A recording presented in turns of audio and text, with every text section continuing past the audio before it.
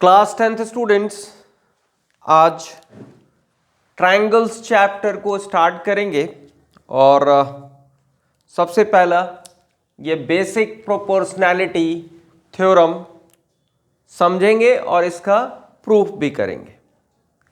तो बात समझिएगा, पहले स्टेटमेंट रीड करते हैं। पहले क्या कहता है ज्योमेट्री स्टेटमेंट, ये देखिएगा। मतलब बेसिक प्रोपोर्शनैलिटी थ्योरम क्या स्टेटमेंट है इसकी। If a line is drawn parallel to one side of a triangle to intersect other two sides in distinct points, that means कि अगर एक लाइन ड्रॉ करें एक ट्रायंगल के एक साइड के पैरेलल और वो लाइन अदर टू साइड्स को डिस्टिंक्ट पॉइंट्स में इंटरसेक्ट करे, then the other two sides are divided in the same ratio. जब लाइन पैरेलल होगी एक साइड के और दो साइड्स को कट करेगी दो पॉइंट्स पे, तो अदर टू साइड्स को वो लाइन सेम रेशियो में डिवाइड करेगी। ये स्टेटमेंट है। तो स्टेटमेंट में अब गिवन क्या है और हमें प्रूव क्या करना है। तो if a line is drawn parallel to one side, यहां तक स्टेटमेंट जो है ये गिवन है, और जो प्रूव करना है वो देन के बाद देख लो। तो ये चीज प्रूव करनी है। Then the other two sides are divided in the same ratio. तो देखो करेंगे कैसे। तो फर्स्ट ऑफ ऑल एक ट्रायंगल फॉर्म करेंगे, क्योंकि सारी बातें ट्रायंगल में ही है। और ट्रायंगल फॉर्म करते वक्त ये थोड़ा ध्यान रखना, एक साइड लॉन्गर फॉर्म कर देंगे, ठीक है। Okay, this is the triangle ABC, इसका नेम दे दिया। अब जो ये कहता है वो कंडीशन है, वो करना है हमें। If a line is drawn parallel to one side of a triangle to intersect the other two sides in two distinct points. तो देखिए एक लाइन ड्रॉ करते, this side is chosen BC के पैरेलल एक लाइन ड्रॉ करते हैं ऐसी जो इस ट्रायंगल को दो पॉइंट्स पे कट करे। तो मैंने ये ड्रॉ कर दिया, this is line L। First side AB को इंटरसेक्ट कर रहा है D पॉइंट पे, सेकेंड साइड AC को इंटरसेक्ट कर रहा है पॉइंट E पे। ये तो स्टेटमेंट हो गई यहां तक। तो गिवन में क्या लिखना है देखना, स्टेप वाइज समझिएगा। गिवन में क्या लिखना है, गिवन में इन ट्रायंगल ABC, बस मैं शॉर्ट में लिख रहा हूं, DE is parallel to BC। To prove क्या करना है, प्रूव करना है ये कि the other two sides are divided in the same ratio. Other two sides same ratio में डिवाइड होगा। अब इसका मतलब समझना, मतलब यह है कि ये जो AB को इसने डिवाइड किया, AB को कितने पार्ट्स में डिवाइड किया, that is first part is AD, second part is DB। तो इसका रेशियो क्या होगा, तो रेशियो होगा AD अपॉन DB, इन दो पार्ट्स का रेशियो। सिमिलरली AC को दो पार्ट्स में डिवाइड किया तो इसका रेशियो होगा AE upon EC। Okay, prove क्या करना है, are divided in the same ratio. Same ratio means these two ratios are equal. ये हमें प्रूव करना है, ला के दिखाना है। गिवन ये है कि D is parallel to BC। तो अब बात समझिएगा, अब हमें यहां पे थोड़ा कंस्ट्रक्शन करना पड़ेगा, दैट मीन्स ज्योमेट्रिकली कुछ ड्रॉ करना पड़ेगा इसमें। अब ज्योमेट्रिकली ड्रॉ क्या करें, तो उसे थोड़ा सा आपको याद रखना पड़ेगा। अभी एट प्रेजेंट याद रखना पड़ेगा, रीजन है इसका, बट अभी समझ लीजिए। करें क्या, देखिए जो ड्रॉ करेंगे वही करेंगे हम। हमने क्या किया, डी से, देखिएगा क्या किया बस बताना है। डी से मैंने एक लाइन ड्रॉ करी AC पे और ऐसा ड्रॉ किया कि ये एंगल 90 डिग्रीज है, मतलब हमने DM perpendicular to AC draw किया। सिमिलरली E से ड्रॉ किया EN परपेंडिकुलर टू AB, फिर BE को ज्वाइन कर दिया, BE को ज्वाइन कर दिया और CD को भी ज्वाइन कर दिया। जो जो किया वो लिख देंगे और याद रखिएगा कंस्ट्रक्शन ऑलवेज डॉटेड लाइन से रिप्रेजेंट करना है ताकि पता लगे कि ये कंस्ट्रक्शन है। फिगर देखते ही पता लग जाए ये कंस्ट्रक्शन है, बाकी लिखना तो है ही। तो क्या क्या किया, तो this is draw, DM draw किया perpendicular to side AC, comma, और क्या किया, EN ड्रॉ किया परपेंडिकुलर टू साइड AB, और क्या किया, एंड ज्वाइन किया किसे किसे, BE और CD को, join BE and CD। Okay, ये कंस्ट्रक्शन हो गया। अब हमें प्रूफ करना है, तो प्रूफ आप इधर देखिएगा। प्रूफ में क्या करें, प्रूफ में छोटा सा वर्क, आपको एक चीज पता होगी, सिंस मैं लिख रहा हूं area of triangle is equals to half into base into, आप हाइट लिखते हो लेकिन मैं यहां लिखूंगा कॉरस्पॉन्डिंग ऑल्टीट्यूड।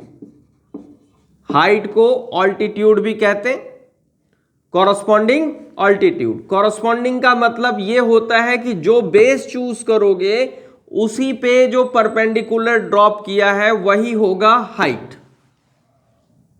ओके, फिर से सुनो, कॉरस्पॉन्डिंग ऑल्टीट्यूड का मतलब जो आपने बेस चूज किया उस पे जो परपेंडिकुलर ड्रॉप करते हो वही ऑल्टीट्यूड होता है, कॉरस्पॉन्डिंग ऑल्टीट्यूड। तो अब मैं ध्यान दीजिएगा, देयरफॉर मैं चूज कर रहा हूं ये ट्रायंगल ADE, इस ट्रायंगल का एरिया फाइंड आउट करूंगा। तो इस ट्रायंगल का एरिया फाइंड आउट करने के लिए लिखा है ऐसा, area of triangle ADE upon में लिखूंगा, देखो AD यूज कर लिया, मुझे लाना है AD, अब DB यूज करना है तो कौन सा ट्रायंगल लूं, तो मैं ट्रायंगल लूंगा DBE and area of triangle DBE, यहीं से हिंट ले लो, AD अपॉन DB चाहिए तो ADE DBE, AD DB और E कॉमन हो गया। ओके, इज इक्वल्स टू, ध्यान दीजिए, area of triangle ADE this is half into base क्या चूज करूंगा, तो base AD।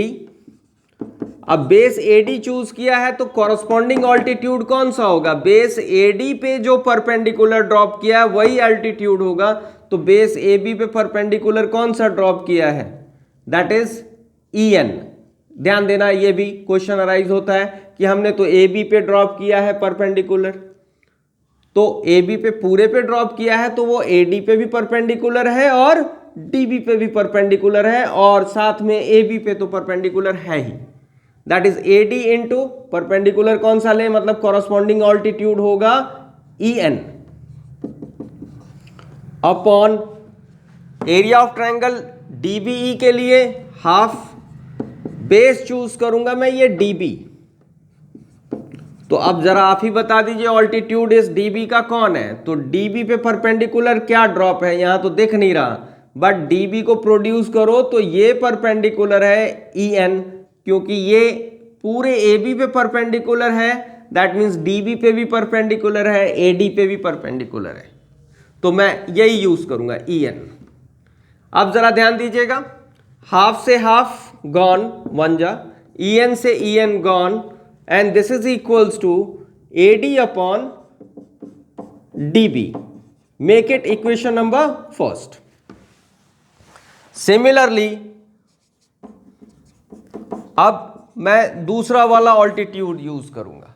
Similarly area of triangle, फिर से यही लूंगा, ADE, नाम वही रखूंगा, ADE upon area of triangle. इस बार इधर का ट्रायंगल लूंगा, that is ECD. ECD and this is equals to half area of triangle ADE, लेकिन बेस मैं चूज करूंगा इस बार ये AE. तो AE बेस चूज किया है तो इसका ऑल्टीट्यूड क्या होगा, तो AE पे जो परपेंडिकुलर ड्रॉप किया है वो होगा, that is DM upon half into base EC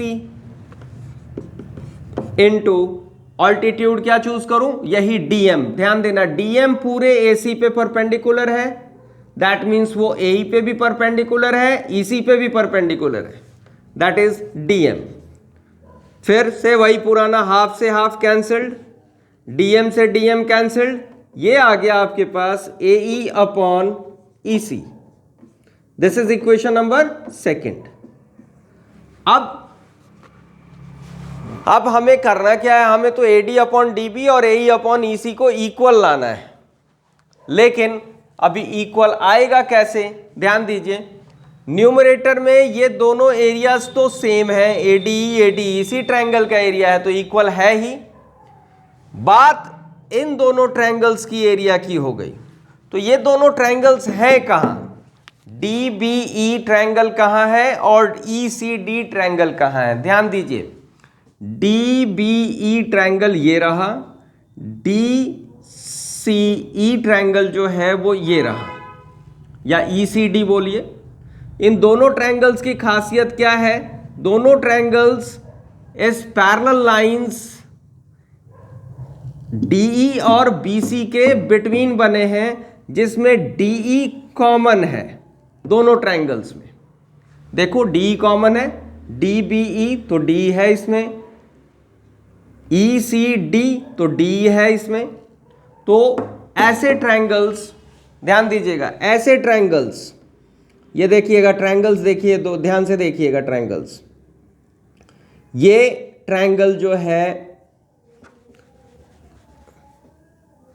आप ऐसा देख लो, ये ट्रायंगल और ये ट्रायंगल, ये दोनों ट्रायंगल्स जो हैं, यही देख लो, छोड़ो इसको, फिर रब करना पड़ेगा. DEB ट्रायंगल और DEC ट्रायंगल, ऐसे ट्रायंगल्स जो है ये दोनों same parallels and same base and between same parallels हैं. तो 9th में पढ़ा था, since triangles on same base and between same parallels are equal in area, therefore area of triangle DBE is equals to area of triangle ECD. दोनों triangles के areas क्या होंगे, equal होंगे, क्योंकि ये दोनों का बेस जो है, कॉमन बेस क्या है, मैं इधर लिख रहा हूं, कॉमन बेस जो है दोनों का DE है, एंड बिटवीन कौन से पैरेलल्स हैं, DE parallel BC, between same DE parallel BC. तो ऐसे ट्रायंगल्स का एरिया इक्वल होता है. तो अब जरा दिमाग लगाओ, ये एरिया इक्वल है ही, और डेनोमिनेटर्स भी इक्वल है ही, दोनों ट्रायंगल्स के एरियाज यहां से. तो बस अब सिंपल रिजल्ट लिखना है, बस यहां मैं लिख रहा हूं, देखिएगा, from equations first second and third. Result ये है कि LHS दोनों इक्वेशंस के इक्वल हो गए तो RHS भी दोनों इक्वेशंस के इक्वल हो जाएंगे। बस सिंपली रिजल्ट लिख देना है, that is AD upon DB is equals to AE upon EC, hence proved. और ये आपका प्रूव पेपर में जरूर आएगा, स्टेटमेंट के साथ याद कर लेना है, स्टेटमेंट याद रख लेना है, याद करना है, लिख के प्रैक्टिस कर लो, ये पेपर में श्योर आएगा प्रूफ करने को। दैट्स ऑल, आज के लिए बस यही एक बेसिक प्रोपोर्शनैलिटी थ्योरम। रिजल्ट याद रखना है कि अगर पैरेलल है तो AD upon DB AE upon EC equal होगा। That's all for today. आज के लिए बस इतना ही, इसे लिख के प्रैक्टिस कर लीजिए अच्छे से। That's all.